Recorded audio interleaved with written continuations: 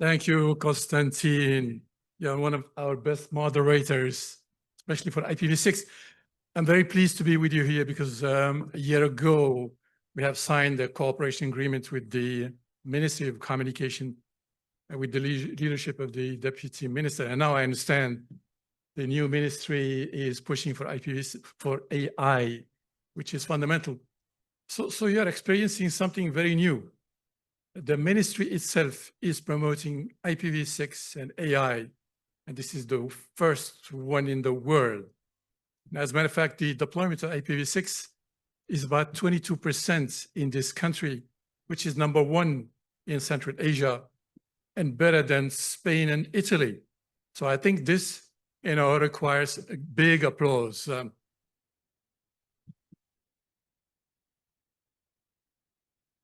So I'm very pleased to see a larger community in this place, especially supported by our friends from RIPE NCC and RIPE overall, and my friend over here from last year, and Hisham as well. Hisham used to be the leader of the Egyptian IPv6 task force during the time of the previous minister. When I listen to this music that came here, it's really fantastic music. So I know that the keynote speakers have already done the job that they should have done at the beginning. So I have just to confirm what they have said, and it is really great, which gives me the chance to talk about something else. So since Hisham is here from Egypt, so it's very interesting to look at the history of Egypt, and especially of the pharaohs and the pharaohs' priests. They discovered something new, and that was intelligence, emotion, and love. But they linked them to the heart, okay? And as a matter of fact, when they, put any pharaoh that has died, they take the brain through the nose, but they keep the heart and place it in the middle, because they thought they were gods, and they will come back, and then the engine will start with the heart. So you can imagine that the entire world still believes this myth that basically love comes from the heart, although it happens in the brain. So you cannot change this even AI in the future will never be able to change it, because, love and the heart, they created big business. So it's Hollywood, poets, singers. And when you talk about the heart, you say, I love you from the bottom of my heart. You cannot change it and say, I love you from the bottom of my brain. That's just impossible to change. Okay, so some myths are in our culture and they remain with us for a long time. And the heart is taking full credit, which is not fair to the brain. So when you talk to your kids, tell them it's your brain which is doing everything. The heart just supplies the food to it. This is very important to understand how AI in the future is going to be. I don't think I need to run through the presentation because I would be just duplicating what has been said. So I have to click on this guy. He's bigger. So AI as defined so far, this country has the first one to link basically IPv6. So AI will be using the infrastructure and the applications. So in the meantime, by about 3,000 things like ChatGPT, and most probably about 30,000 startups. And the big ones are obviously in the US and in China. Now, the data that is going to be consumed, so if we look at the total data around the world, 80% is in the governments and in the enterprise. And 20% is accessed by the internet. Of this 20%, 20% is valid data.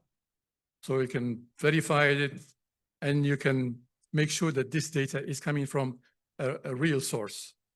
And the rest, so the 80% of the 20%, is marketing and social media and so on and so forth. Most of it is not trustworthy, but it's part of our civilization today. Maybe in the future we'll be more responsible.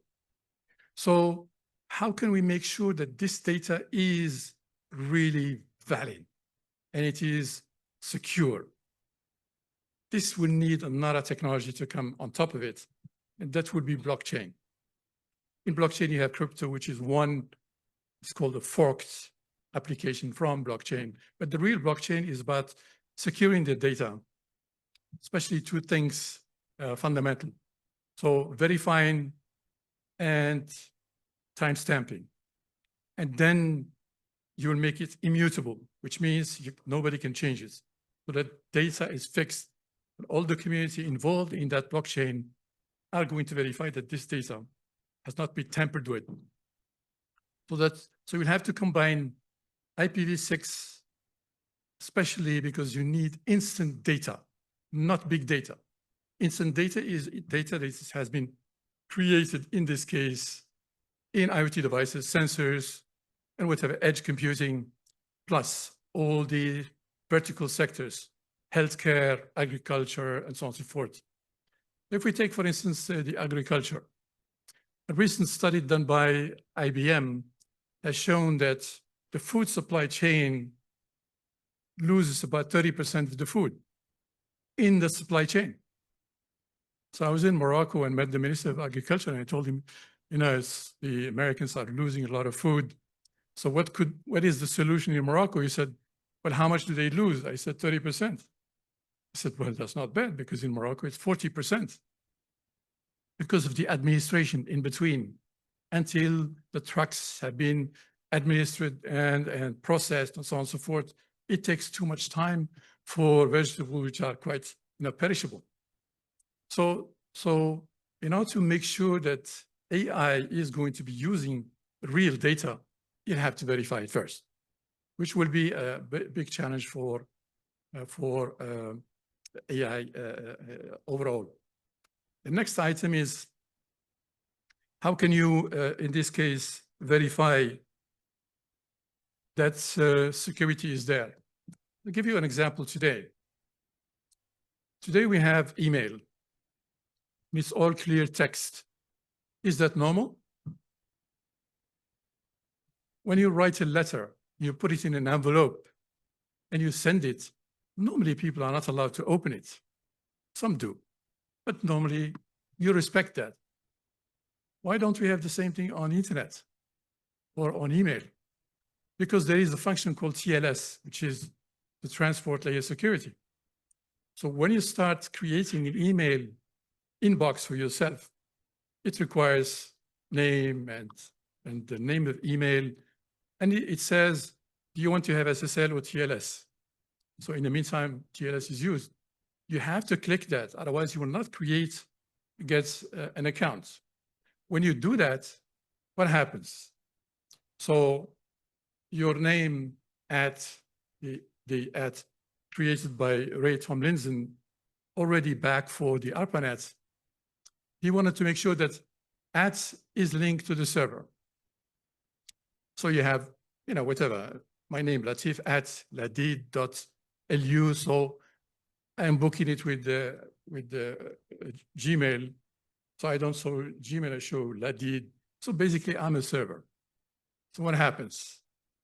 So the server will see that you are sending this email to somebody, and he will check the IP address, and he sees that it's behind a NAT. TLS refuses that email, that IP address, and just let it go. He does not encrypt the data. That's why all our data and our emails are in the clear. So with IPv6, we'll be able to have source and destination IPv6 address. And then we can implement, in this case, proper TLS, and we'll get our emails to be encrypted. And you will need to have a private code, in this case, your private code, in order to open the email. It is going to be annoying, but at least your emails are going to be secure. So this will change our mentality in the future, how we can use secure data, because everyone is reading our emails. You know that quite clearly. It's very easy to do. So these are some of the functions that we have killed in the past.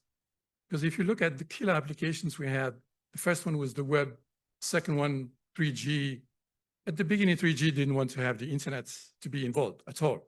They said, you know, every ISP, in this case, mobile operators, they have their own service and their customer come only to them, but they cannot go to the other service providers. So there's no link between the two. So the only thing to convince them is that at that time, the internet was already about 500 million people and the smartest in the world. Why don't you include them in this? So just add the IP protocol. They said, no, IPv4 has NAT, so it's not good and so on and so forth. Then we proposed IPv6. Then later on, they found out that IPv6 was not yet really deployed, and most of the routers didn't have IPv6. So they went back to IPv4 and primarily NAT. It's only in 2008, and I had the chance to meet Steve Jobs, and told him, you know, shrink your pieces into something. At that time, we had already, I used to be VP at Ericsson. I could not convince them because you never convince people in your own country or in your company. It has to be always somebody from outside. That's a, you know, it's a historical thing. And I said, yeah, I think we can do that. A year later, the iPhone came. And then we had the mobile internet revolution. Now we're looking for the next killer applications. So we thought IoT is going to be one. It didn't happen because it became a telecom IoT. So no IP involved because they don't have even a CPU, these devices. So it's only entity Docomo that has the biggest IoT based on IPv6 in the world with 2 million IoT devices because they get the devices to talk to each other. So it's not Internet of Things, it's things to things. And this would be very important for AI because these things are going to feed you instant data in order to do something with it, which is exceptional. And this is where most probably AI is going to be very important in the future. So the speeches you heard in the keynotes are really very important and you should study them and take that route with them. And I would like to see you in the next event next year. Thank you.